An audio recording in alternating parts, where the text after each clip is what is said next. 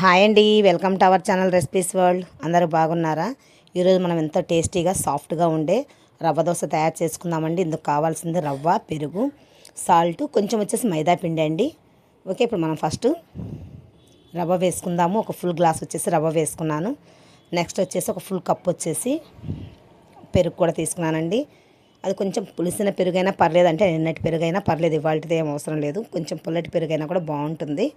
Okay, next వచ్చేసి ఒక full spoon వచ్చేసి ఉప్పు వేసుకుందామండి, కల్లు ఉప్పు. ఓకే, అది బాగా కలిపేసుకొని కొంచెం వాటర్ కూడా వేసేసుకొని నానబెట్టి ఉంచుకుందామండి. ఒక హాఫ్ అన్ అవర్ వచ్చేసి నానబెట్టి ఉంచుకుందాము. అది బాగా నానిపోతుంది అనమాట.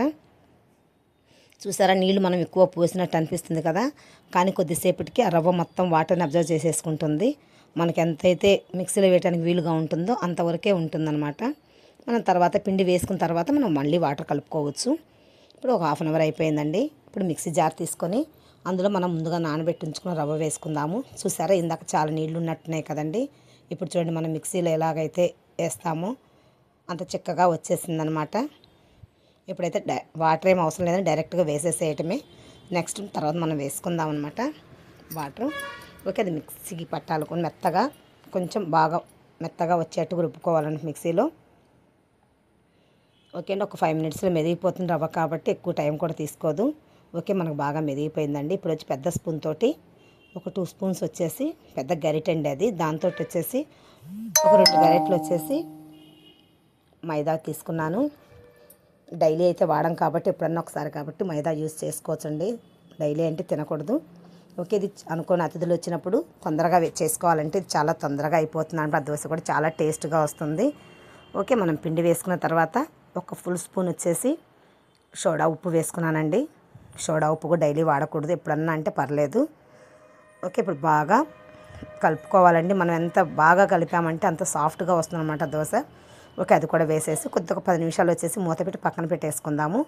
బాగా నానిపోయిన తర్వాత కొంచెం మనకి ఎంత అయితే వాటర్ అవసరం వస్తుందో బ్యాటర్ కలుపుకోవటానికి అంత వాటర్ కలిపేసుకొని దోశ వేసేసుకుందామండి.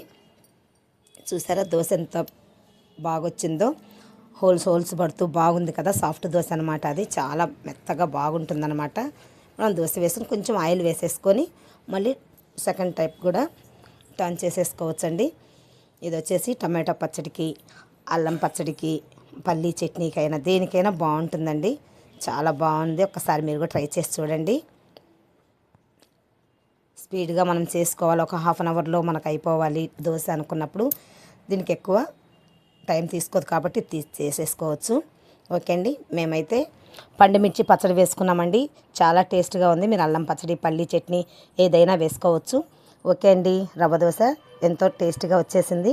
మీరు కూడా ఒకసారి ట్రై చేసి కామెంట్లో చెప్పండి. ఈ వీడియో మీకు నచ్చినట్టయితే లైక్ చేయండి, షేర్ చేయండి, సబ్స్క్రైబ్ చేయండి. Thank you for watching.